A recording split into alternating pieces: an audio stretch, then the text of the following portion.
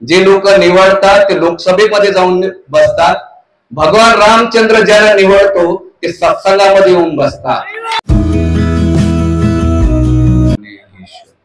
जय श्रीराम। आवाज नाही आला बघा। जय श्रीराम, जय श्रीराम। आंतरराष्ट्रीय कृष्ण संघ इस्कॉन राजूरच्या वतीनं अतिशय रामनवमी महामहोत्सवामध्ये आपल्या सर्व भक्तांचे आज विशेष कार्यक्रमामध्ये हार्दिक स्वागत आहे।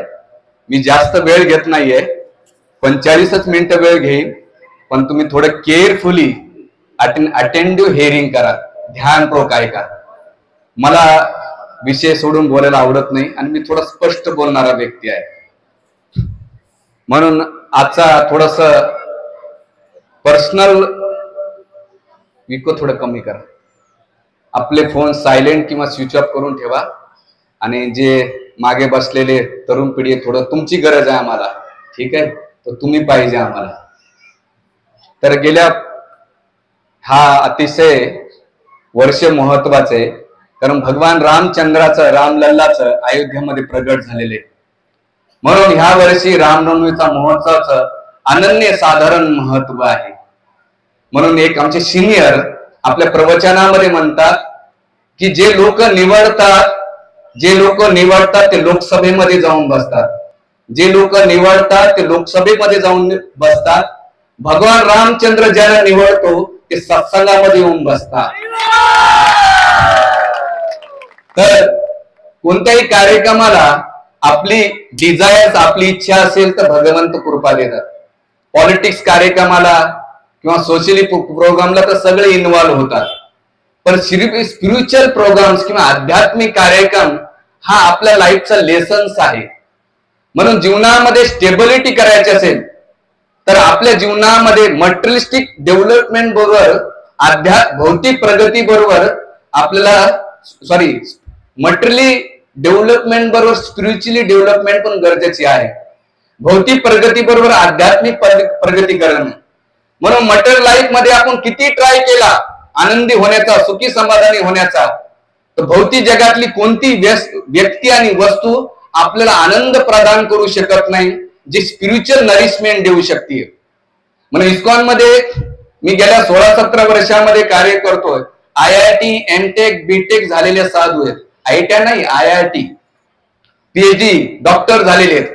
कारण भौतिक जगामध्ये तुम्ही कितीही प्रयत्न करा, वास्तविक पहिले आनंद कमी आणि आपल्याला दुःख, एक्झायटी, स्ट्रेस आपल्या लाईफ मध्ये येतोय। म्हणून रिअल हॅपीनेस किंवा खरा आनंद पाहिजे असेल, जोपर्यंत अध्यात्म आपल्या जीवनात करणार नाही तोपर्यंत वास्तविक आनंदाची प्राप्ती करू शकत नाही।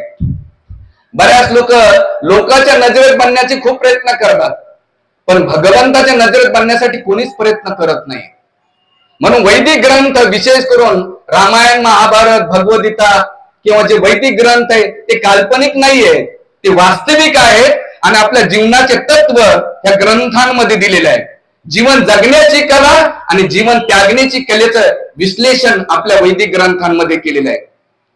म्हणून भारतामध्ये, विशेष करून महाराष्ट्रामध्ये दुर्दैव असे अध्यात्म लोक करतात, पण नुसतं बाह्य अवस्थेमध्ये करतात, पण व्यक्तिगत लाईफ मध्ये त्यांच्या चेंजेस नाही होत, परिवर्तन होत नाही त्यांच्या नेचर मध्ये, वागण्यामध्ये, बोलण्यामध्ये, त्यांच्या थॉट प्रोसिजर मध्ये।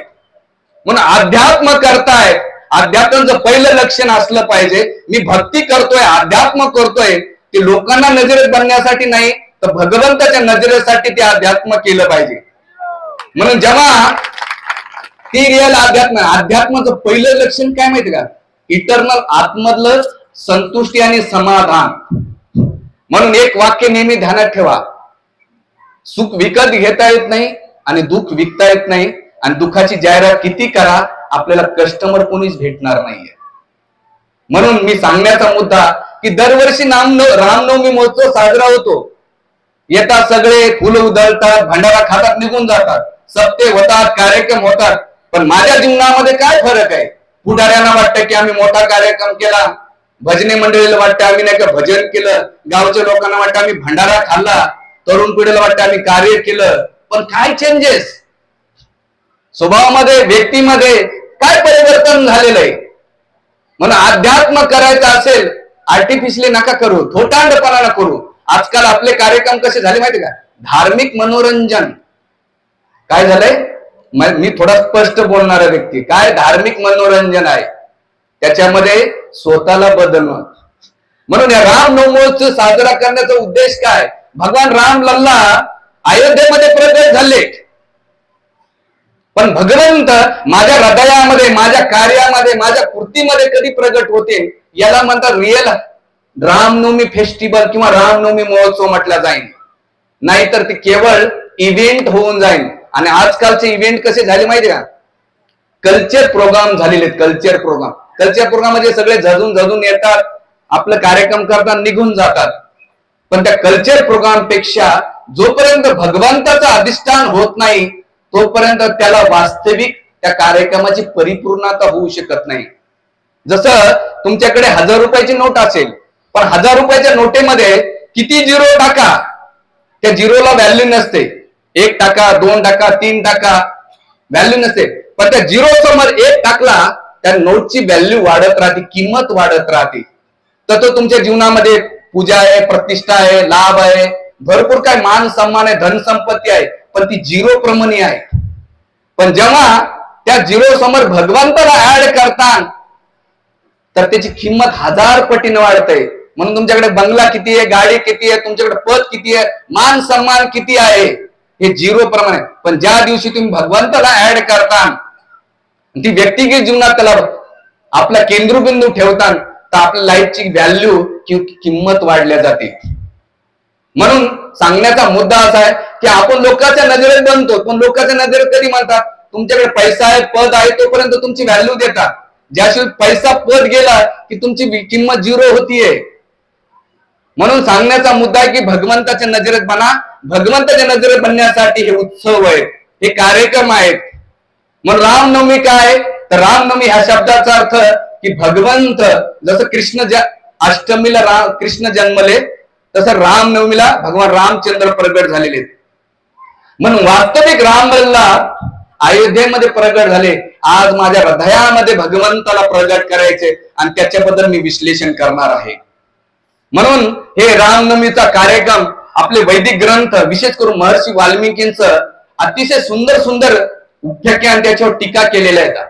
महर्षी तुलसीदासांचा आहे, साऊथ इंडियामध्ये गोविंदराज आहेत, कंबल स्वामी आहेत. याने रामायणावर एवढं सुंदर व्याख्यान केलंय. आज जर आपल्या जीवनामधले प्रॉब्लेम सोल्युशन काढायचं असेल, माझे स्पिरिच्युअल मास्टर, माझे आध्यात्मिक गुरु सांगतात, ते म्हणतात की तुमच्या भौतिक जीवनामध्ये भौतिक सोल्युशन नाही, मटेरियल प्रॉब्लेमला मटेरियल सोल्युशन नाहीये, मटेरियल प्रॉब्लेमला मटेरियल सोल्युशन नाहीये, तर मटेरियल प्रॉब्लेमला स्पिरिच्युअल सोल्युशन आहे. म्हणजे भौतिक समस्येला आध्यात्मिक उत्तर आहे. म्हणून आध्यात्मिक उत्तर आपल्या जीवनामध्ये काही जरी प्रॉब्लेम्स आले, सिच्युएशन बदललं, तर लिटरली तुम्ही वैदिक ग्रंथाकडे जा. भरपूर जणांकडे ग्रंथ आहेत, पण वाचायला कोणाला वेळ नाहीये. माळा भरपूर गळ्यात आहे, कोणी जप करायला तयार नाही. मंदिर भरपूर बांधतायत, पूजा करायला कोणी नाहीये. भरपूर काही होत आहे, पण काय फरक पडतोय. म्हणून हा रामनवमीचा किंवा हे रामायण ग्रंथ आपल्याला काय लेसन देतात आणि भगवान रामचंद्र का प्रगट होत आहेत, आपल्याला उत्सव ह्या शब्दाचा अर्थ समजणं महत्वाचं आहे. उत्सव, उत म्हणजे उठणे आणि असव म्हणजे आनंदामध्ये. मी जानेवारीमध्ये आम्ही दक्षिण भारताच्या श्रीरंगम क्षेत्रामध्ये गेलो होतो. तिथे मोठं टेम्पल, जगातलं सगळ्यात बिगेस्ट टेम्पल वैदिक धर्माचं, हिंदू धर्माचं श्रीरंगम टेम्पल आहे. आपण ताजमहल पाहायला जातो, इंद्रिय तृप्ती भेटते म्हणून पाहायला जातो. पण आपली वैदिक संस्कृती घरावर किंवा जी संस्कृती आपल्याला पाहिजे असेल त्या दक्षिण भारताच्या मंदिराला व्हिजिट केली पाहिजे. की काय समर्पण आहे, काय त्याग आहे, काय बलिदान आहे आणि त्याच्यातून आपल्याला काय शिकायचंय, हे खूप महत्वाचा विषय.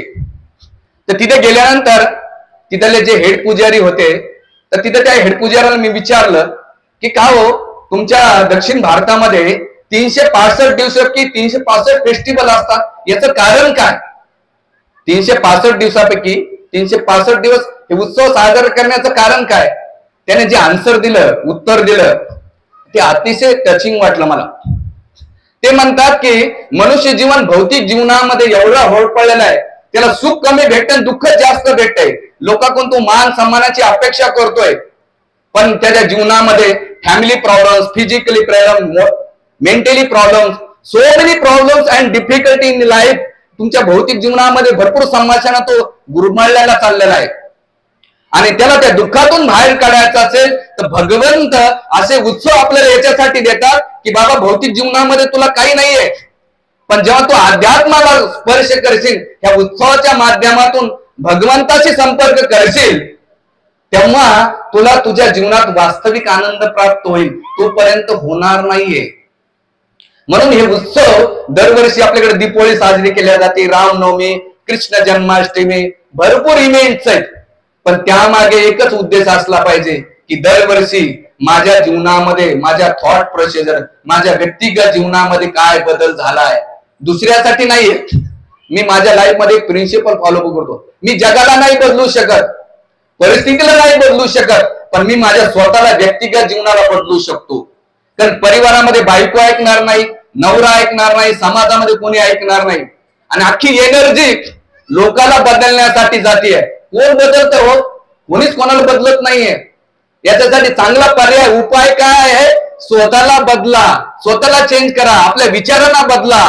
आणि ते विचार, ती थॉट प्रोसिजर ह्या ग्रंथांमध्ये दिले, ह्या उत्सवामध्ये दिलेले की भगवान रामचंद्र निस्ते लोक रामनवमीला झेंडे मिरवतात, उड्या मारतात, गाणे लावून ढानगड दिंगा असतो, पण भगवान रामचंद्र माझ्या जीवनामध्ये काय लाईफ लेसन देतात, काय शिक्षा देत आहे. एक आदर्श पुत्र भगवान रामचंद्र आहेत की आपल्या पित्यासाठी सर्व काही त्याग केला. याला म्हणतात तीन कल्चर. तीन कल्चर कोणतं आहे? जी लंका नगरी आहे त्याला विकृतीचं प्रेझेंट केला जातो. कारण विकृती ही जी टेंडन्सी आहे, भले रावण मेला पण त्याची वृत्ती अजून नाही मेलेली आहे.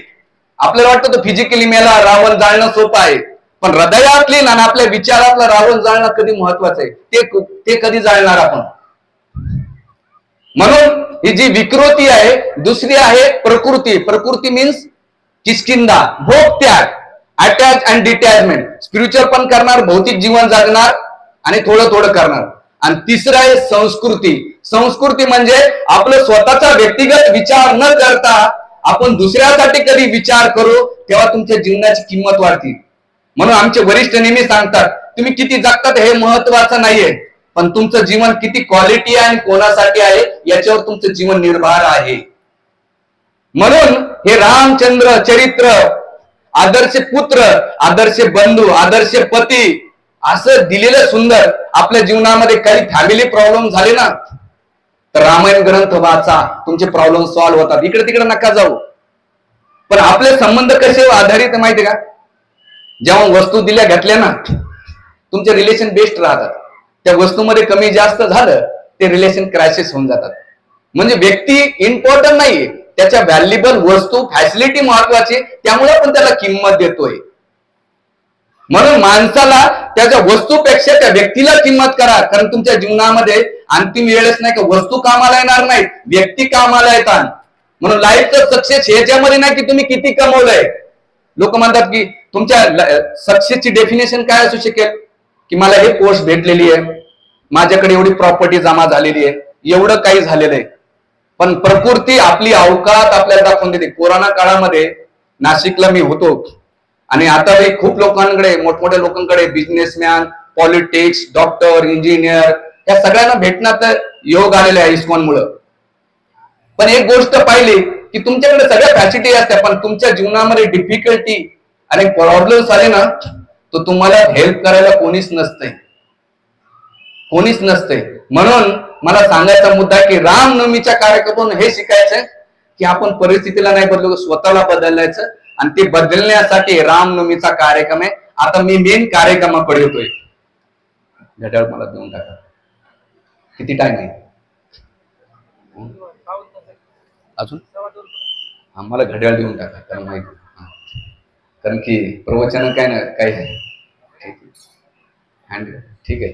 तर भगवान रामचंद्र का प्रगट झाले, तर आज मी जे प्रवचन करणार आहे ते महर्षी वाल्मिकींचं रामायण हे ग्रंथ विशेष करून त्याच्यावर ज्या टीका आहेत, टीका कोणत्या, टीका मीन्स तात्पर्य दिलेले, कंबस्वामी आणि गोविंदराजन यांनी सुंदर टीका केलेल्या आहेत. दक्षिण भारतामध्ये जसं नॉर्थ इंडियामध्ये उत्तर भारतामध्ये तुलसीदासाने रामचरित्रमानस लिहिलेले आणि महाराष्ट्रामध्ये एकनाथी रामायण एकनाथ महाराजांनी लिहिलेले. तसंच दक्षिण भारतामध्ये ह्या दोन लेखकाने रामायणावर सुंदर टीका केलेली. तर भगवान रामचंद्र का प्रकट होतात त्याचे भरपूर कारण सांगतात. पहिलं कारण सांगतात की आपल्या भक्तांचा उद्धार करण्यासाठी. जेव्हा वैकुंठामध्ये हे प्रसंग येतो 3ऱ्या स्कंदामध्ये. एकदा मी असंच कथा करीत होतो आणि कथा झाल्यानंतर काही कॉलेजचे स्टुडंट होते, MBA चे स्टुडंट आणि इंजिनिअर स्टुडंट. विशेष करून आम्ही ह्या एज्युकेटेड मुलांना जास्त प्रीचिंग करतो, कारण की हे मुलं जेव्हा भक्तीला स्वीकार करतात ना, त्यांना फॉलो करणारे सुद्धा तसेच भेटतात. तर एकदा मी कॉलेज प्रीचिंगला एका कार्यक्रमाला गेलो होतो. तिथे गेल्यानंतर एक माझं लेक्चर झालं की गीता, रामायण आणि भागवत किती महत्वाचे आपल्या जीवनामध्ये. तर 40-45 मिनिटाचा टॉक झाला आणि त्यांना सांगितलं की आपल्या विद्यार्थी जीवनात आपण त्याला कसं इम्प्लिमेंट केलं पाहिजे या ग्रंथाला. त्याच्या स्लाइड शो, PPT बरंच काही त्याला एक्सप्लेन केलं होतं. आणि सगळं लेक्चर झाल्यानंतर त्याने एक उठला विद्यार्थी, मला सर माझा एक प्रश्न आहे. मला काय रे बाबा काय प्रश्न आहे? मला तुम्ही सांगितलं ते चांगलं हो, पण हे सगळे ग्रंथ काल्पनिक आहेत. म्हणजे तुम्ही प्रवचन किती लेवलला केलं, शेवटी त्यानं कसं आणून सोडलं माहितीये का, 1 मिनिटात मायथॉलॉजी. कारण श्रद्धा आणि विश्वास नसेल ना तर तुमच्या डोक्यात ते कधीच घुसणार नाही. म्हणून आपल्याला जेव्हा या ग्रंथांबद्दल श्रद्धा आणि विश्वास असेल की इतिहास आहे आणि हे घडलेले आहेत, भले ते मला आताच मध्यंतरी क्वेश्चन केलं होतं, का हो महाराज गीता, भागवत, रामायण, महाभारत हे अनादी काळापासून आहेत, आजच्या जीवनात काय उपयोगाचा त्याचा जीवनात, माझ्या जीवनात काय फायदा आहे? रामचंद्राने तशी लीला केल्या, महाभारतात असं घडलं, भागवतात तसं घडलं, गीतानं भगवंताने अर्जुनाला असं सांगितलं, अहो माझ्या जीवनात काय फायदा? मी त्याला एक उत्तर दिलं, सूर्य अनादी काळापासून आहे, पण त्याचा प्रकाश आणि उष्णता त्याच्यामध्ये कमी नाही झालेली आहे. झाली का? नाही. तसंच वैदिक ग्रंथ, तुमच्या कॉलेजचे थेरी, तुमचं पोर्शन बदलत राहतंय, पण भगवंताचे वैदिक ग्रंथ त्याच्यामध्ये कोणत्याही तत्वामध्ये फरक नाही पडत. ते आज पण आपल्या जीवनात उपयोगात आहे. म्हणून ह्या ग्रंथाला आपण डीपली समजलं पाहिजे. का बरं डीपली समजलं पाहिजे? जेव्हा एखादा मासा पाण्याच्या वरती असतो ना, त्या लाटेचा त्याला इफेक्ट करतो आणि त्या लाटेशिवाय त्या पाण्याशिवाय त्याला पर्याय नाही.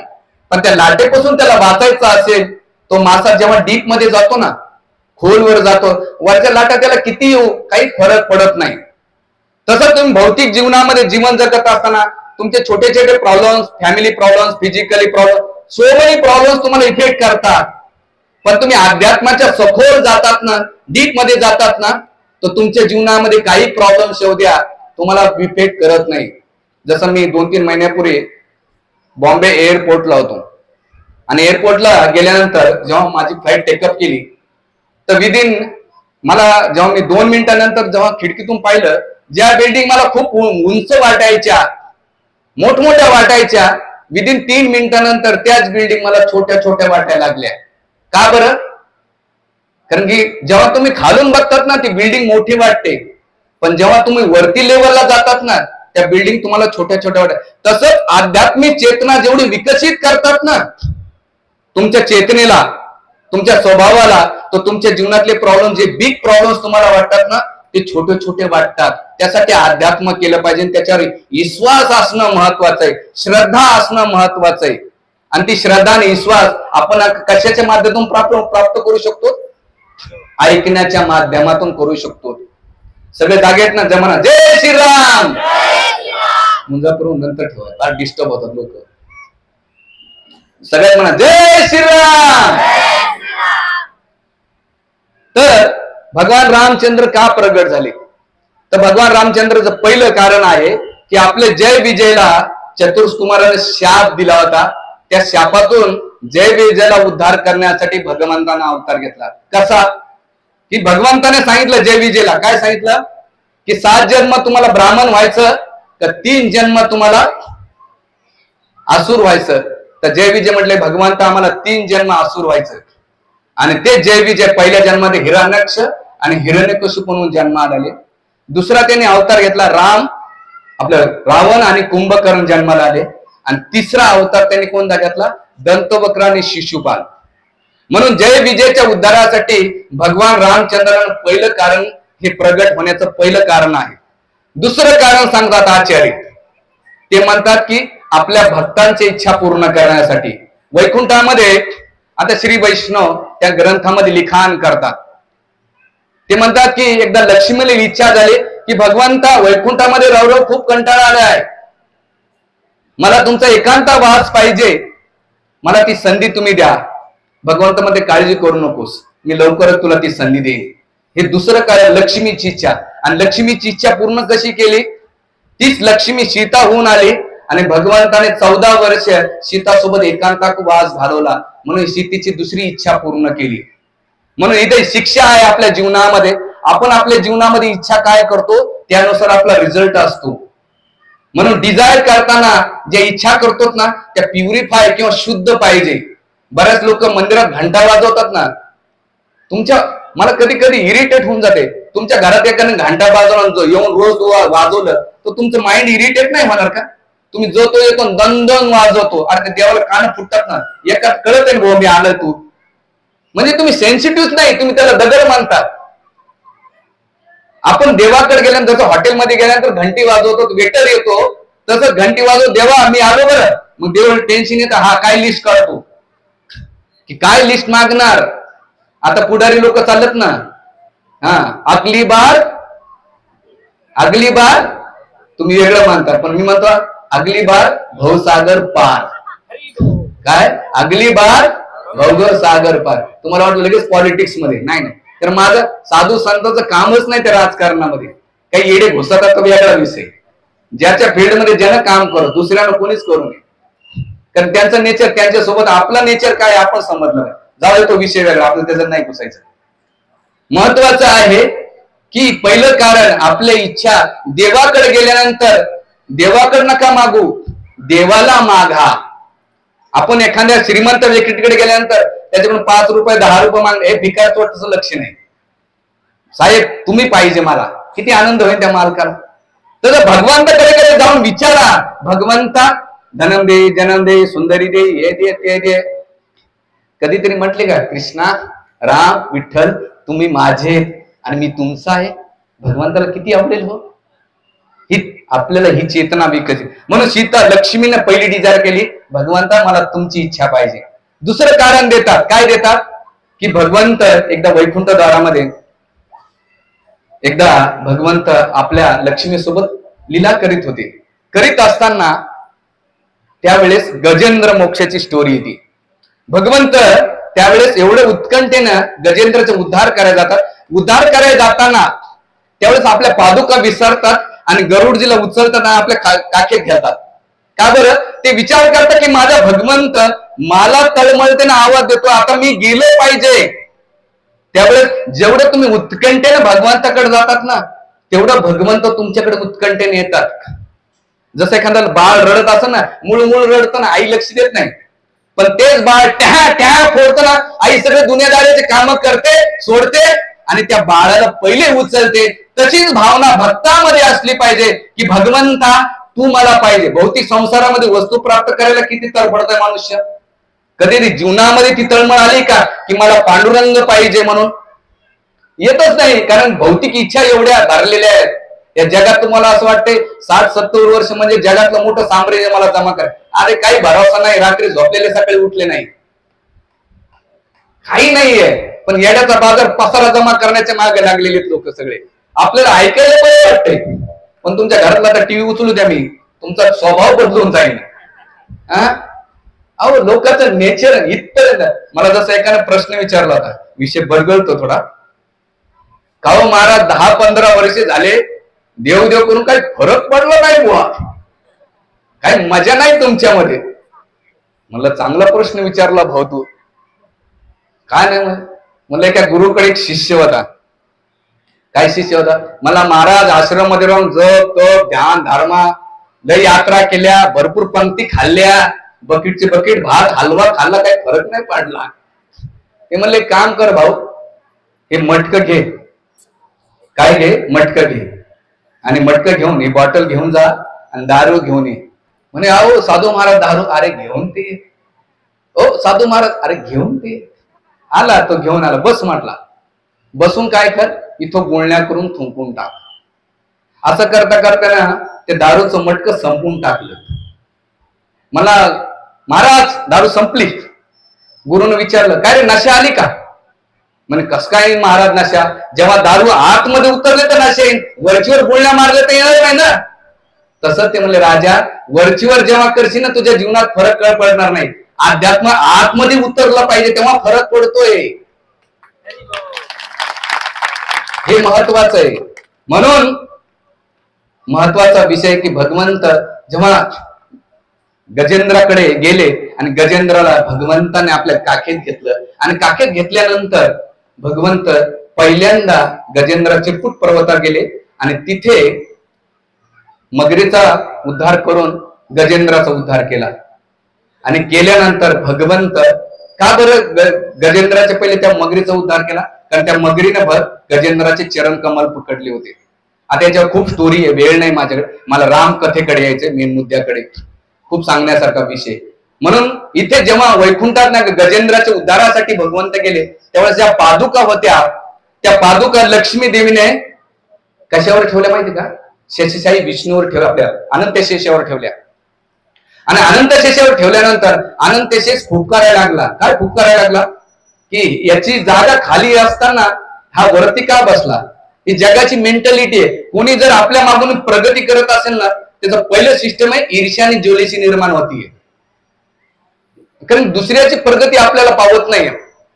म्हणून ह्या जगातला जो व्हायरस आहे ना ईर्ष्या करणं आणि द्वेष आहे ना, इच्छा आणि द्वेष काय होतो? आपल्यापेक्षा कोणी प्रगती करीत असेल हे ईर्ष्या आणि द्वेषाचं लक्ष आहे. म्हणून एक सेमिनार आहे याच्यामध्ये, दुसऱ्याचं सक्सेस आपण सेलिब्रेट केलं पाहिजे, दुसऱ्याचा विजय आपण सेलिब्रेट केला पाहिजे. हे बरं वाटतंय पण प्रॅक्टिकली जीवनात तसं नाही होत. म्हणून इथे भगवंताने पादुका ठेवल्या लक्ष्मीने. त्यावेळेस अनंतेशेष आणि शंखाने काय केलं? त्या पादुकाला नाही का म्हणले अरे तुझी जागा इथं नाही, खाली उतर. आणि मग भगवंत उद्धार करून आले आणि पादुकाचा चेहरा उतारलेला पाहिला. आणि पाहिल्यानंतर आता ह्या ओरिजिनल वैकुंठ लोकांमध्ये त्यांना व्यक्तीचं स्वरूप आहे. बरं तुम्ही म्हणता महाराज काही कथा सांगतात, त्यांना काही काम देच नाही किंवा इकडे तिकडं तिकडे इकडं नाही, स्टोरी आहे. आणि मग भगवंताने विचारलं काय झालं? काय नाही म्हटले. लक्ष्मीने सांगितलं की शंखाने आणि अनंत शेषाने पादुकाशी दुर्व्यवहार केला. भगवंत म्हणले हरकत नाही, मला राम अवतार घेण्यासाठी मला चौथं कारण भेटलं. काय अवतार घेतला? की भगवंत राम अवतार झाल्यानंतर शंख भरत होऊन आले आणि जे अनंत शेष आहे ते लक्ष्मण होऊन आले.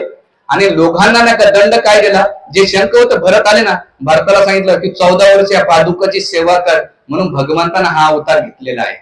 श्री वैष्णव आचार्य सुंदर विश्लेषण करतायत.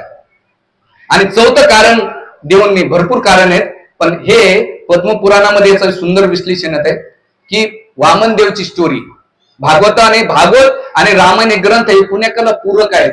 एकूण त्याचा कुठं ना कुठं कनेक्ट आहे. जेव्हा तुम्ही डीपली अभ्यास करता, त्याला समजून घेतात, तेव्हा तुम्हाला त्याची अंडरस्टँडिंग होईल. तर भागवतामध्ये वामन देवची स्टोरी आहे. वामन देवच्या स्टोरीमध्ये भगवंताने 2 पाऊल सगळं ऐश्वर्य जिंकून घेतलं. तिसरा पाऊल जेव्हा ठेवायचा तेव्हा विचार करू लागले की कुठे मी ठेवू. तेव्हा बली महाराज म्हटले अरे तू तर खूप अहंकाराने सांगत होतो मी सर्व काही देतो, तिसरा पाऊल ठेवू कुठे? त्यावेळेस बली महाराज म्हटले भगवंता हे जे शरीर आहे ना माझं आहे, मी तुम्हाला समर्पित करतो, याच्यावर माझे पाऊल ठेवा. आणि म्हणून भगवंताने तिसरा पाऊल ठेवताना डोक्यात हे विचार आला की माझ्या भक्ताने माझ्यासाठी सर्व काही अर्पण केलेलं आहे, मी त्याच्या प्रती कस काय असा चरण कमल ठेवू? ह्या भावनेने विचार करत असताना भगवंताने ते ठेवलं आणि बली महाराजाचा सगळा अभिमान अहंकार नष्ट केला. आणि केल्यानंतर भगवंताला वाटलं की माझ्या भक्तानं सगळं दिलं, आता मी त्याचा सेवक झालं पाहिजे. म्हणून भगवंत सुतूर लोकांमध्ये सेवक झाले. आणि सुतूर लोकांमध्ये सेवक झाल्यानं श्री श्री सीताराम लक्ष्मण हनुमान की जय, रामचंद्र भगवान की. मी जेव्हा राम लक्ष्मण घेऊन येत होता अयोध्या, जसं तुम्ही अयोध्या नगरीत जाऊ तर शिकले नाही, पण राम नगरीमध्ये सुद्धा नाशिक नगरीमध्ये राम आलेले. आणि तेच राम इथे तुमच्या राजूर गावात आलेले आहेत. भगवंताचे टाळ्या वाजायला कंजूसपणा काय करतो, कलियुगात सांगावं लागतं, नका वाजू. तर भगवंत वामन देवाच्या याच्यातून शिकवत होते की तिसरा पळ ठेवायचं कुठं, तर सूत लोकांमध्ये सेवक झाले आणि झाल्यानंतर लक्ष्मण त्यांना आपलं पुन्हा जिंकून घेऊन वैकुंठात गेले. त्यावेळेस भगवंताच्या मनात विचार केला की मी वामन अवतारामध्ये बली महाराजाची सेवा करू शकलो नाही आणि माझ्या पायाने बलिराजाच्या प्रती अपराध केलाय आणि त्या अपराधाला दंड देण्यासाठी भगवंत 14 वर्ष अनवणी पायाने फिरले. बरं, याचं सुंदर विश्लेषण भागवतामध्ये केलेलं आहे. म्हणून हे एवढे कारण आहेत, एवढे कारण घेण्यासाठी भगवान रामचंद्र प्रगट झाले. आता राम लीलेकडे येऊया आपण. आता खरं प्रवचन चालू झालंय, काळजी करू नका की रामायण ग्रंथ आता आपण त्याच्याकडे की भगवंत एवढे कारण होऊन प्रगट होतात. दशरथ महाराजांचा जीवनात प्रसंग येतो की भगवान दशरथ महाराज अतिशय सौंदर्यवान होते, धर्मशील होते, चारित्र्यवान होते, गुणवान होते. त्यावर त्यांच्याकडे सगळ्या जगातलं ऐश्वर त्यांच्याकडे होतं. नीती होते, सामर्थ्य होते, संपत्ती होती, सुंदर राण्या होत्या. सगळं काही असताना त्याच्या जीवनामध्ये एक खंत होती. काय खंत होती की सगळं असून सुद्धा माझ्या जीवनामध्ये पुत्र का नाहीये, आणि ही पुत्र नसल्यामुळे ती खंत त्यांच्या मनामध्ये लागत होती. म्हणून जीवनामध्ये एक शिक्षा आहे की तुम्ही किती जरी मोठे असाल, भगवंत तुम्हाला परफेक्ट कधीच बनवत नाही, परिपूर्ण कधीच बनवत नाही. दशरथ महाराजासारखा व्यक्ती त्याच्या जीवनामध्ये काही ना काही कमी आहे. म्हणून आपण ह्या जगामध्ये कोणीच परिपूर्ण नाहीये. आपण जेव्हा दुसऱ्याकडून अपेक्षा ठेवतो, कशासाठी अपेक्षा ठेवतो, मी परफेक्ट आहे, आय एम परफेक्ट, तू पण परफेक्ट पाहिजे. माणसाला राग येण्याचे कारण 3 माहिती का? कोणाला क्रोध येतो, त्या क्रोध येण्याचे 3 कारण आहेत. पहिलं कारण सांगतात, जेव्हा नियंत्रण करण्याची वृत्ती आहे, नियंत्रण नाही झालं तर राग येतो. दुसरं, मी परफेक्ट आहे, समोरचा परफेक्ट झाला पाहिजे म्हणून राग येतो. आणि तिसरी गोष्ट राग येण्याची की माझ्या मनासारखं, माझ्या अपेक्षेसारखं झालं तर बरं वाटतं, नाही तर राग येतो. तसंच इथे दशरथ महाराजाच्या जीवनामध्ये खंत होती आणि त्यांना वाटत होतं की माझ्याकडे सगळं काही असताना एक गोष्टीची कमी आहे, ती कोणती? पुत्र स्नेह किंवा पुत्र नसल्यामुळे. तर त्यावेळेस त्यांनी आपल्या मंत्रिमंडळाला बोलवलं आणि मंत्रिमंडळाला बोलवल्यानंतर त्याच्यामध्ये वरिष्ठ लोकांकडे गेले आणि गेल्यानंतर विचारलं की माझ्या जीवनामध्ये परिपूर्णता नाही, आनंद नाहीये, मी काय करू? तर त्यावेळेस त्या मंत्रिमंडळातले वेगवेगळे सांगते की एक काम करा महाराज, तुम्ही अश्वमेध करा. म्हणून ते शिक्षा आहे. तुम्ही किती जरी मोठे असाल ना, तर आपल्या वरिष्ठाकडे जाऊन कधी गायडन्स घेतला पाहिजे. अर्जुनाच्या जीवनात डिफिकल्टी आली, भगवान कृष्णाचा आश्रय घेतला आणि त्याच्या जीवनातले प्रॉब्लेम सॉल्व्ह झाले. राजा जीवनामध्ये परीक्षामध्ये राजा परीक्षेच्या जीवनात प्रॉब्लेम्स आला, सुखदेव गोस्वामीकडे गेले. जेव्हा तुम्ही तुमच्या जीवनात डिफिकल्टी येते ना, वरिष्ठाकडे जाऊन गायडन्स करायचा असतो, गायडन्स घ्यायचा असतो, नाहीतर जीवनात आपण भरमित अवस्था होते. तुम्ही किती असू द्या. आणि त्यानंतर दशरथ महाराजाने विचारलं काय करायचं, त्यावेळेस सगळ्यांना सांगितलं तुम्ही एक अश्वमेध करा. आणि त्या अश्वमेध करण्यासाठी त्याने घोडा सोडला आणि घोडा सोडल्यानंतर घोडा ह्या सोडण्याचं कारण काय, सगळं जगावर माझं कंट्रोलशिप असली पाहिजे, सगळेजण माझ्या अधीन असले पाहिजे, या भावनेतून सोडलं जाते. आणि त्याला जर कोणी रुकावट आणली, थांबवण्याचा प्रयत्न केला, तर त्याच्याशी युद्ध करून त्याला जिंकून आपल्या अधीन करायचं, त्यासाठी अश्वमेध केला जातो. आणि मग 1 वर्षाचं व्रत धारण करून तो घोडा आला आणि दशरथ महाराजांनी एक अश्वमेध केला. आणि अश्वमेध केला करीत असताना गुरु वशिष्ठ त्यांना त्यांचे पुरोहित होते आणि म्हटले की ह्या यज्ञामध्ये दोष काही राहू शकतो, त्यामुळे तुम्ही ध्यानपूर्वक करा. म्हणून इथे शिक्षा अशी आहे की आपण कोणतेही कार्य करीत असताना थोडस दुर्लक्ष याला मोठं दुष्परिणामाला देत आहे. म्हणून वैशिष्ट्य म्हणून दशरथ महाराजांना म्हटले यज्ञामध्ये तुम्ही काळजीपूर्वक ध्यानपूर्वक यज्ञाकडे लक्ष द्या. म्हणून जो यजमान असतो ना आणि जे कार्य करणारे नेते कोणी असतंय, तुमचं थोडस दुर्लक्ष मोठ्या दुष्परिणामाला जाऊ शकते. तुमच्या फॅमिलीमध्ये असो, सोशल वर्क मध्ये असो किंवा तुमच्या फिजिकल लेवलला असो, सो मेनी याच्यामध्ये ही सिच्युएशन. म्हणून लाईफ मध्ये कधी पण आपण नाही का अलर्ट असलं पाहिजे, सावधान असलं पाहिजे. तुमचा एक डिसिजन किंवा तुमच्या लाईफचा एक निर्णय तुम्हाला कुठे घेऊन जाऊ शकेल याची गॅरंटी नाहीये. म्हणून आपल्या जीवनामध्ये आपण जे वागतोय, बोलतोय, व्यवहार करतोय त्याच्यामध्ये कसं वाटलं तसं नाही बोललं पाहिजे. त्याचे दुष्परिणाम कॉज अँड इफेक्ट होतो. इंग्लिश मध्ये एक थेरी आहे, त्याला म्हणतात कॉज अँड इफेक्ट. कॉज म्हणजे काय, बटन दाबा, आणि इफेक्ट काय, फॅन फिरतो. छोटीशी गोष्ट करा त्याचा परिणाम मोठा होतो. तुम्ही एखाद्याला शब्द बोला, काय रे तुला दाखवू का, त्याचा परिणाम काय होतो, मारामारीच्या रूपात. म्हणजे कॉज काय केला, त्यांनीच असा इशारा केला, पण इफेक्ट किती झाला, मोठा झालेला आहे. तसं आपल्या जीवनामध्ये आपण जगताना नाही का कॉजवर ध्यान ठेवलं पाहिजे. कॉजला काय मराठीमध्ये, कारण आणि त्याचा परिणाम याच्यावर लक्ष ठेवलं पाहिजे. म्हणून दशरथ महाराजाला सांगतात की तुम्ही ध्यानपूर्वक करा. आणि मग दशरथ नाही का अलर्ट होऊन त्या यज्ञामध्ये ती कार्य करतात. कार्य करीत असताना, म्हणून कोणत्याही कार्य करताना शुद्धता खूप महत्वाची असते. तुम्ही फॉर्मॅलिटी म्हणून करताना तर यजमानाला, पुरोहितला आणि कोणाला फायदा होत नाही. म्हणून धार्मिक कार्य करतात, मन लावून कार्य करा. हो, मी एकदा आमचे वरिष्ठ भक्त एका लग्नाला गेले होते आणि गेल्यानंतर तिथं ब्राह्मणाला खूप गाय गडबडी होती. तो लग्नाच्या कार्यामध्ये अंत्येष्टीचे मंत्र म्हणत होता. ही खरी घटना आहे. आपल्याला काही माहित नसतो, तो एकदम फाट म्हणून टाकतो, पण तो काय म्हणतो तुम्हाला कळतं का? तुम्हाला वाटलं भारी ब्राह्मण आहे, नाही. त्या मंत्राचा अर्थ समजून घेण्याचा आहे. अंत्येष्टीचे मंत्र म्हणत होता, त्याला पडलं दक्षिणाचं, नवरदेव नवरीला पडलं एकुण्याकाचं, वराला पडतं खाण्याचं, बाकीचे गेले इकडे तिकडे. नाही, तुम्ही छोटीशी गोष्ट त्याचा दुष्परिणाम करत. आणि मग एक भक्त म्हणले, आप क्या कर रहे हो? बोले क्या कर रहे हो? आप अंत्येष्टि के मंत्र बोल रहे हो, समझ नहीं आ रहा है क्या आपको?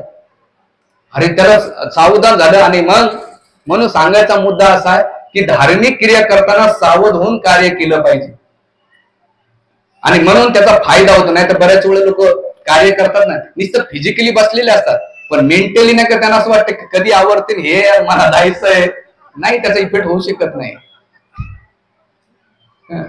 म्हणून त्याच्यामध्ये चेतना टाकली पाहिजे. तर हे होतं. म्हणून दशरथ महाराजाने ते यज्ञ केला, आणि केल्यानंतर ते सांगितले आता दोषातून मुक्त झालेले सगळे देवदेवतांना आशीर्वाद दिला. आता काय करायचं, पुत्र कामिष्टी यज्ञ करा. आणि पुत्र कामिष्टी यज्ञासाठी यज्ञ केला, आणि त्या यज्ञामधून त्याची खूप डिटेल्स आहेत. रामायण असं ग्रंथ आहे, आपल्या जीवनाचे लाईफ लेसन, प्रत्येक मुवमेंटला लेसन आहेत. म्हणून आचार्यांच्या टीका वाचल्या पाहिजे. रामायण ग्रंथाला नुसतं पारायण करतात दरवर्षी, नुसतं पोपटासारखे वर्षानुवर्ष करतात. वाचणाऱ्याच्या आणि ऐकणाऱ्याच्या दोघातच फरक पडत नाही. एकदा पोपटानं शिकवलं त्याला हरे कृष्णा म्हणेन, नमस्ते शिकवा नमस्ते म्हणेन, जय हरी सुद्धा म्हणेन. पण त्याच पोपटाला मांजरीनं पकडूया ना, तर ते पोपट कसं करते, ओरिजिनल स्वभाव पडतो. तसंच किती लोक गळ्यात माळा घालतात, भगवे कपडे घालतात, एकदम तीर्थयात्रा करतात, पण त्याच्या जीवनामध्ये तुम्ही त्यांना छेडा, ओरिजिनल भाषा बाहेर पडते. ओरिजिनल मी पाहिले, माझ्या घरात पाहिले तीर्थयात्रा कोण आले शिवाय दिले पुण्याकाला, मला कुठे गेली यांची तीर्थयात्रा, काय एकदम असं कपड चालू आहे, दंब चालू. ते मला महाराजाला मुंजाली, पुढच्या वर्षी बाबा नको अनुभव, लय फाटकळ माणूस आहे, आपलेच म्हणून बोलतो हो, नाही तर आम्हाला काय घेणं देणं. आणि मी प्रवचन, मला डॉक्टरना आणि साधून कधीच कॉम्प्रोमाइज नाही केलं, पण कलियुगातले साधू भांडे झालेले आहेत आणि डॉक्टर पण झालेले आहेत, कधीच नाही. हिपोक्रेसी नसली पाहिजे, त्याचा दुष्परिणाम, त्याची रिॲक्शन्स भोगावं लागतो. म्हणून जगातली एक एक क्रिया जेव्हा तुम्ही ग्रंथाचं डीप करतात ना, तुम्हाला ते कळतंय. म्हणून इथं दशरथ महाराज कामिष्टी यज्ञ केला, आणि केल्यानंतर तिथं पायसम जन्माला आलं.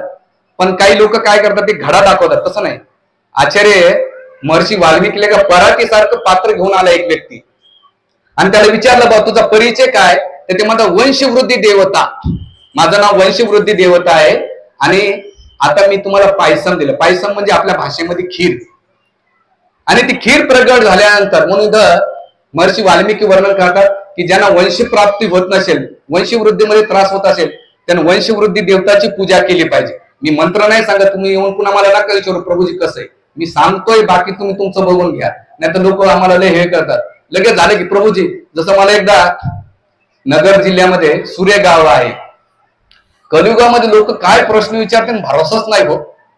मी प्रवचन केलं गीतेवर, रात्री 10:15 झाले आणि आपलं जाण्याच्या तयारीत होतो. एक व्यक्ती वाट बघत होता, महाराज मी वाट बघतो तुम्हाला प्रश्न. मला गहन प्रश्न पडला की याचा काय प्रश्न असेल बुवा. सगळ्याचे प्रश्नाचे उत्तर दिल्यानंतर तो आला माझ्याजवळ. मला महाराज एक प्रश्न विचारू का? मला विचार ना बाबा. मला विचारू का? हो विचार ना. मला मटक्याला कोणते नंबर लावतो एवढं सांगा ना मला. मी काय, मला म्हटलं अरे 1 घंटा मी गीतेवर बोललो आणि तू मला म्हणतो मटक्याला कोणते नंबर लावायचे. मला एक दगड घेऊन माझ्या डोक्यात घाल, मी कोण्या लोकांना समोर प्रवचन केलंय. मुद्दा असा आहे की त्या ग्रंथांमधला सिद्धांत समजून घेतला पाहिजे, नाही तर लगेच दुसरीकडे.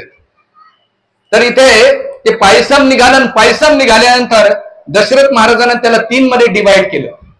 एक अर्धा भाग केला आणि अर्ध्याचे 2 भाग केले.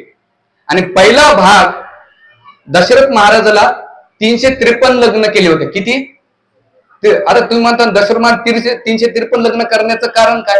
कलियुगामध्ये एक बायको भेटणं मुश्किल झालंय. प्रत्येक गावात 20 पोरं असेच फिरतायत आणि आम्हाला ब्रह्मचार्याला म्हणतात महाराज हात बघा ना माझं लग्न करी म्हणणार आहे.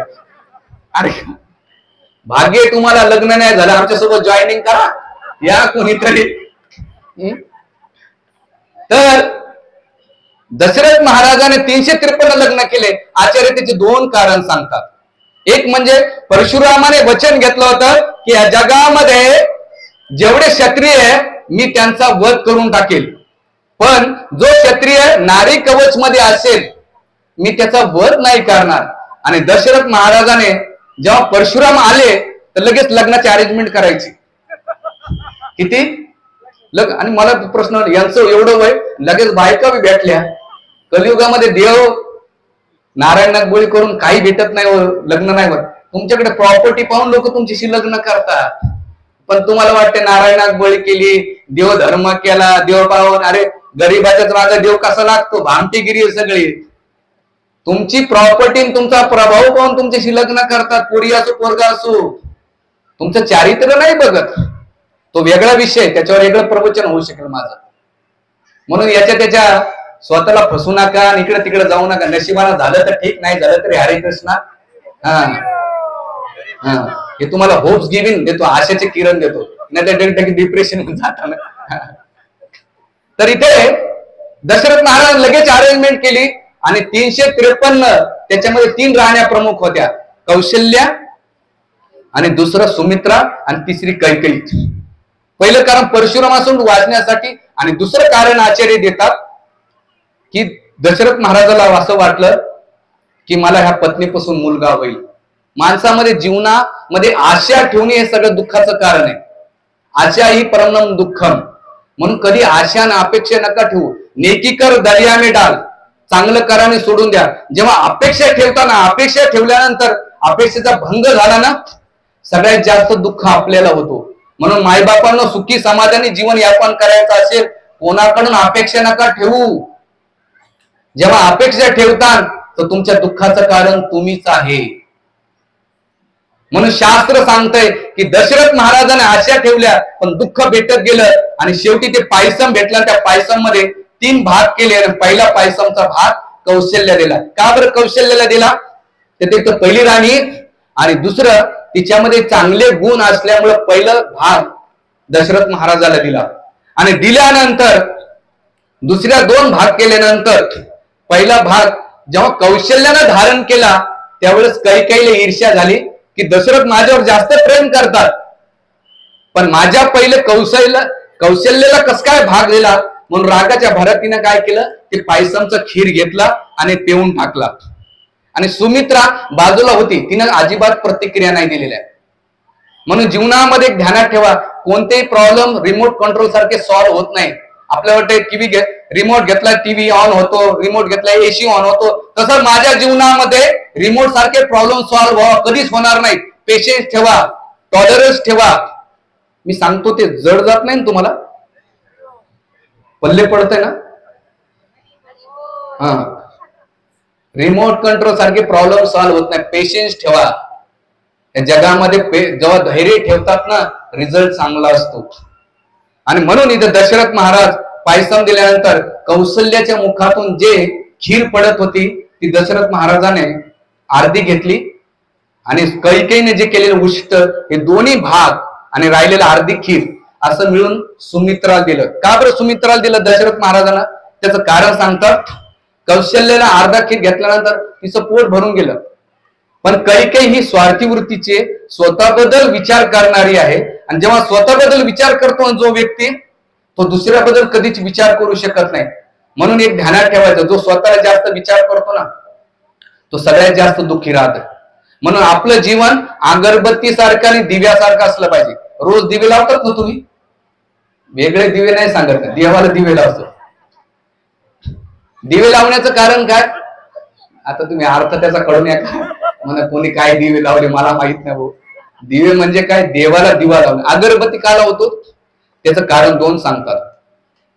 अगरबत्ती स्वतः जळते, दुसऱ्याला सुगंध देते. दिवा अंधकारामध्ये राहतो, दुसऱ्याला प्रकाशित देतो. तसं आपलं जीवन असलं पाहिजे. अगरबत्ती लावणं सोपं असतं, दिवा लावणं. आपलं जीवन दुसऱ्यासाठी आहे का? तुम्ही क्वांटिटी पेक्षा क्वालिटी किती जगतात? ज्ञानेश्वर माऊली 16 वर्ष जगले, छत्रपती शिवाजी महाराज 49 वर्ष जगले, आदि शंकराचार्य 32 वर्ष जगले, पण यांचं जीवन क्वांटिटी पेक्षा क्वालिटी होतं. आपलं जीवन किती 100 वर्ष जगतात, पण तुमच्या 100 वर्ष जगण्यामुळे किती लोकांना त्रास होतो याची तुम्हाला कल्पना नाहीये. म्हणून सांगण्याचा मुद्दा असा आहे की हा खीर दिल्यानंतर कैकेयीची ती वृत्ती होती. आणि सुमित्राला का दिले 2 भाग? तो सुमित्रामध्ये समर्पण होतं, त्याग होता, बलिदान होतं आणि सुमित्रा नेहमी दुसऱ्याचा विचार करणारा होती. म्हणून दशरथ महाराजाने तिला 2 भाग दिलेले. जेव्हा तुम्ही स्वतःचा विचार करतात भगवंत आपल्या धामात राहतात, पण जेव्हा तुम्ही लोकांचा विचार करतात ना तर भगवंत तुमच्या जीवनात ध्यान देतात. हे प्रिन्सिपल्स आहेत. काय प्रिन्सिपल आहेत? जेव्हा स्वतःचे विचार करता भगवंत म्हणतात ठीक आहे, पण जेव्हा तुम्ही दुसऱ्याचा विचार करतात भगवंत तुमच्यासाठी विचार करतात. म्हणून या तिघांना तसं डिवाइड केल्यानंतर 12 महिन्यानंतर यांचं गर्भधान केलं, गर्भधान झालं. आणि 12 महिने भगवंत का राहिले गर्भामध्ये? आचार्य सांगतात की भगवंत ते गर्भामध्ये राहिलं तरी कौशल्य मातेचं सौंदर्य वाढत गेलं होतं. या जगामध्ये एखादी स्त्री गर्भवती असते ना एकदम पेनफुल ट्रेस आणि एक्झायटी मध्ये असते, पण कौशल्याच्या जीवनामध्ये आनंद, तिचं सौंदर्य तेज वाढलं. आचार्य तिथे लिहितात की जो भगवंताला धारण करतो ना त्याचं सौंदर्य वाढतंय. आता कौशल्याला धारण केलं, आपल्या जीवनात सौंदर्य कसं वाढणार? जो प्रामाणिकपणे भक्ती करतो, साधना करतो, सेवा करतो, निस्वार्थपणे सेवा करतो, भगवंत त्याचं सौंदर्य वाढतात. अंदर से सुंदर, बाहर से बंदर अंदर से सुंदर बन जाओ. हनुमानजी दिसायला सुंदर नव्हते, पण त्यांच्या भक्तीमुळे महर्षी वाल्मिकीने त्यांच्यासाठी सुंदर कांड लिहिला. पण आपलं काय झालं माहितीये का? आपण बाहेरचे सुंदर आहे पण अंदरचे बंदर आहे. दिसायला सुंदर आहे पण आपली वृत्ती वानण्यासारखी आहे, माकडासारखी आहे. पण भगवत भक्तीमध्ये प्रामाणिक भक्ती करता त्यात सौंदर्य वाढते, ब्युटी वाढते. ब्युटी पार्लर मध्ये 2 इंचाचा चुन्याचा थर लावून सुंदरता नाही वाढत हो, ते धुतलं की बाहेर पडतंय वास्तविक स्थिती. काय सुंदरता आहे हो? तोंडातून वास येतो, नाकातून कानातून सगळं घाणच निघते तरी हो सो ब्युटिफुल नाईस. अरे काय काय लावलं ते?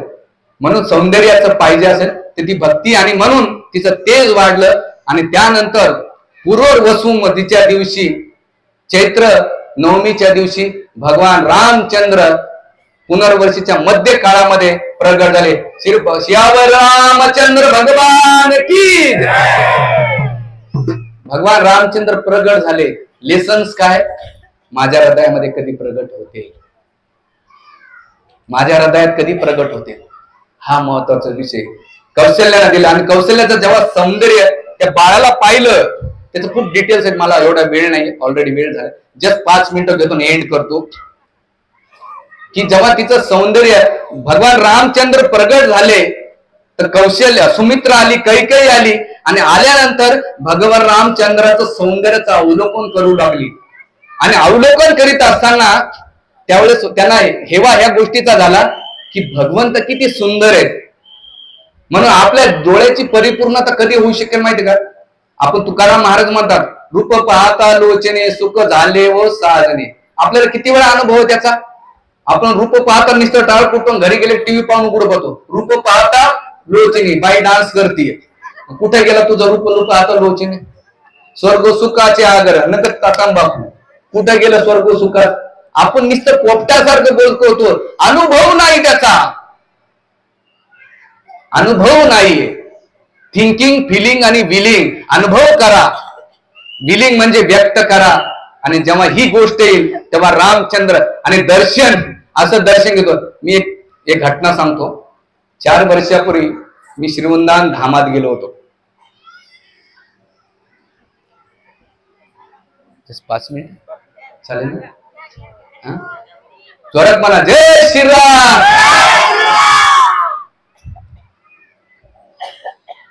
तर वृंदावन मध्ये गेल्यानंतर तिथे मी एका ब्रह्मचार्याला भेटलो. आमच्या इस्कॉनचं खूप मोठं. ते ब्रजवासीच्या घरी गेलो होतो. गेल्यानंतर ते भक्त मला भेटले. बोले यार आज मुझे बहुत अच्छा लगा. म्हणलं काय हुआ, काय झालं. म्हणले मी ज्या परिवाराकडे थांबलो ना त्या परिवाराच्या 2 मुली रोज सकाळी उठतात आणि ह्या रूम मधून त्या रूम मध्ये जातात ब्लँकेट घेऊन. म्हणले मला प्रश्न पडला की रोज मुली सकाळी उठतात आणि उठून ब्लँकेट घेऊन ह्या रूम मधून त्या रूम मध्ये का जातात. असं 1 दिवस झालं, 2 दिवस झाले, 3 दिवस झाले. 4थ्या दिवशी विचारलं, लाली इधर आ जा. बोले क्या है प्रभु जी. बोले आप सुबह सुबह जब भी उठते हो तो ये ब्लैंकेट लेके ये रूम से वो रूम में क्यों जाते हो. ते लाली म्हणते प्रभु जी क्या है, मेरी मैया ने कहा है जब भी सुबह उठते हो ना, उठने के बाद पहले लाला लाली ठाकुर जी का दर्शन करना और बाद में दूसरों का दर्शन करना. सकाळी उठल्या उठल्या तू कोणाचं दर्शन कर, भगवान कृष्णाचं दर्शन कर आणि नंतर लोकांचं कर.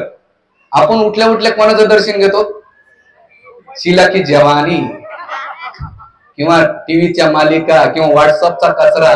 भगवंताच्या डोळ्याची सुरुवात केली पाहिजे. म्हणून अवलोकन. म्हणून इथे जसं तिनं सौंदर्य पाहिलं आणि सौंदर्य पाहिल्याबरोबर तिला वाटलं की असा पुत्र मला व्हावा. आणि त्याच्या संध्याकाळी टायमाला कैकेयीने प्रसूती केली आणि तिथं दुसरं बाळ जन्माला आला. आणि दुसऱ्या दिवशी सकाळी मध्या काळाला सुमित्रा माताने 2 पुत्रांना जन्म दिला. कोणत्या 2 पुत्राला. शत्रुघ्न आणि भरताला जन्म दिला. आणि दिल्यानंतर 21 दिवसानंतर त्यांचं नामकरण ठेवण्यासाठी वशिष्ठ मुनीला बोलवलं. आणि भगवान वशिष्ठ मुनीने त्या बाळाचं सौंदर्य पाहून त्याचं नक्षत्र गण पाहून नाही का नाव ठेवलं. काय नाव ठेवलं. जो सगळ्यांना रमण करणार आहे, आनंद प्रदान करणारे, दुःख्याचं दुसऱ्याचं दुःख न सहार करणारा, याचं नाव ठेवतं राम किंवा राघव, रघुनंदन, कौशल्या नंदन. एवढ्या नावाचं नामकरण केलेलं आहे. म्हणून नाव ठेवताना त्याचा गण नक्षत्र. आजकाल तर काही नाव ठेवतात हो. आता त्याच्यावर वेगळा विषय, मी त्याच्यावर जाणार नाही. म्हणून राम नाव ठेवलं. का बरं राम नाव ठेवलं. कारण की पुनर्वसू आलेला आहे आणि पुनर्वसूमध्ये जो जन्माला येतो ना तो स्वतःचा कमी विचार करतो, दुसऱ्याचा जास्त विचार करतो. म्हणून त्याचं राम ठेवलं. आणि दुसरं कैकेयीच्या पुत्राचं नाव ठेवलं. जो सर्वांचा भार वाहतो त्याचं नाव भरत ठेवलं. म्हणून भार काय की त्याच्या चुका नसताना सगळ्या जगाने त्याला क्लेम केलं की तुझ्यामुळे भगवान रामचंद्राला वनवासात जावलं, म्हणून भरत ठेवलं. आणि दुसरं भरतचा अर्थ सांगतात, जो भगवंतामध्ये रत असतो त्याला भरत असं म्हटलं जातंय. जो भगवंतामध्ये रत असतो त्याला भरत म्हटल्या जातो. आणि तिसरं कोणाचं ठेवलं. लक्ष्मण. लक्ष्मण काय ठेवलं. लक्ष्मी संपन्न. जो सगळ्यात मोठी लक्ष्मी त्याच्याकडे. कोणती लक्ष्मी. सेवेची रूपी लक्ष्मी. जीवनभर सेवा केली. म्हणून सेवा करताना कधी अपेक्षा ठेवू नका. सेवा करताना जी कार्य करतात लोकांनी बघण्यापेक्षा माझ्या सेवेला भगवंताने पाहावा. जेव्हा भगवंत तुमच्या सेवेला पाहतात ना तर भगवंत जास्त ध्यानात ठेव. पण आपल्या जगात काय डोनेशन द्यायचं असेल, आपल्याला नाव गाव पाहिजे, सगळं पाप निघून जाते. म्हणून कधी लोकांच्या नजरेत बोलू नका, भगवंताच्या नजरेत बना. आणि तिसरं भरतचं ठेवलं आपलं स्वत्री लक्ष्मण. आणि त्याच्यानंतर शत्रुघ्नाचं ठेवलं. का बरं शत्रुघ्न ठेवलं. जीवनभर एकही युद्ध केलं नाही शत्रुघ्न. पण शत्रुघ्न नाव का ठेवलं की त्याने आपल्या इंद्रियांना जिंकलेलं होतं आणि इंद्रिय त्याला शत्रू मानत होते. म्हणून त्याचं नाव काय पडलं. शत्रुघ्न नाव पडलेले. असं वशिष्ठ मुनी त्यांचं फ्युचर पाहून हे ह्या गोष्टी ठेवून नाही का त्याचं नाव ठेवलेले. म्हणून आपल्या मुलांचं नाव ठेवताना त्याची प्रॉपर कुंडली पाहिली पाहिजे, त्याचं गण पाहिलं पाहिजे, त्याचं नाव. नाहीतर फिजिकली मेंटली त्याचे इफेक्ट होतात, आपल्याला कळत नाही. याला सायन्स आहे हो, विज्ञान आहे. आणि मग असं नाव ठेवल्यानंतर हे बाळ रडत होते. रडत असताना पाळण्यामध्ये ठेवले, तर पाळण्यामध्ये रडत असताना कौशल्या माताजी गेली, सुमित्रा वशिष्ठ की का रडतायत. ते म्हणतात की मला येऊ द्या पाळण्यामध्ये. पाळण्यामध्ये गेला तर त्यांनी काय केलं, रामाच्या बाजूला कोणाला ठेवलं तर भरताला ठेवलं, तर भरताच्या बाजूला लक्ष्मणाला ठेवलं तर, आणि लक्ष्मणाच्या बाजूला कोणाला ठेवलं तर शत्रुघ्नाला ठेवलं. म्हणले हे कधीच नाही की एकत्र राहू शकत नाही, यांच्या जोड्या शाश्वत आहेत. म्हणून वशिष्ठ मुनीने काय केलं, रामाच्या बाजूला भरताला काढलं आणि कोणाला ठेवलं, लक्ष्मणाला ठेवलं, आणि शत्रुघ्नाच्या बाजूला भरताला ठेवलं. तेव्हा शांत चितात राहिलेले. म्हणून शिक्षा इथं आहे की आपल्या नेचरच्या लोकांसोबत राहिलं तर आपली फ्रिक्वेन्सी जमते, आणि ज्या लोकांशी आपली फ्रिक्वेन्सी जमत नाही आणि त्याच्याशी व्यवहार करत जातो ना, तेव्हा क्रॅशेस होतात. म्हणून आपली कोणाशी फ्रिक्वेन्सी जमते त्याच्याशी व्यवहार केले, आणि ज्याशी जमत नसेल ना त्याला एक मंत्र पाठ करायचा. कोणता? ओम इग्नोराय नमः. म्हणजे इग्नोर करा, जीवनामध्ये दुर्लक्ष करा. आणि असं केल्यानंतर हे रामचरितमानस भगवान रामचंद्र खूप सुंदर काही लिहिलं आहे. वेळेच्या अभावी खूप काही सांगण्यासारखं आहे, पण महत्वाचा मुद्दा आहे की एवढा आज मी काही जे वर्णन केलं याच्यातलं तुम्ही 10%, 5% जरी इम्प्लिमेंट केलं, माझी रामकथा करण्यास सार्थक आहे. आणि जर तुम्ही ऐकून मनोरंजन घेतलं, रात्रभर वाडाभर काही आणि सकाळी पावा तर काहीच नाही, मी असं समजून मी घासा कोरडा केला आणि तुम्ही मनोरंजन केले, याच्या व्यतिरिक्त काहीच नाही झालं. म्हणून सांगण्याचा मुद्दा आहे की शेवटच्या 2 स्टोरी सांगतो. छंद नाही रामाचा तो देह काय, छंद नाही रामाचा. जोरात गाव बाप्पा करायला किती आवाज येतो तुमचं. आता राजकारणाबद्दल तर एवढी बडबड बडबड. 2 म्हाताऱ्या बसल्या त्या आंब्याच्या झाडाखाली, जेव्हा बसल्या त्या कैऱ्या होत्या, आणि ज्या उठल्या ना आंबा पिकून पाडलेला होता.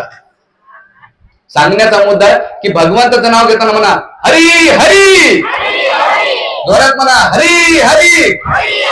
भगवंताचं नाव कधी येत नाही माहिती का, ज्याच्या खांद्याला पाप असतं ना, आणि एक जण उचलतो राम नाम राम नाम, एकच म्हणत नाही. कोणता? जो गेलेला आहे तो म्हणत. म्हणून भगवंताचं नाव घेतला. श्यावर रामचंद्र की.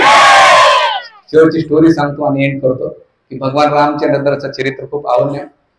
भगवान रामचंद्र दंडकारण्यामध्ये फिरत होते. फिरत असताना भरताने त्यांच्या पादुका काढून घेतल्या. पादुका घेतल्यानंतर भगवंत अनवनी पायाने फिरत असताना एक वटवृक्षाखाली भगवंत झोपलेले होते. आणि झोपल्यानंतर त्यांनी आपलं डोकं त्या पारंब्याच्या ठेवल्यानंतर भगवंत निद्रा अवस्थेमध्ये गेले. निद्रा अवस्थेत गेल्यानंतर सीतामाई त्यांच्या बाजूलाच होती.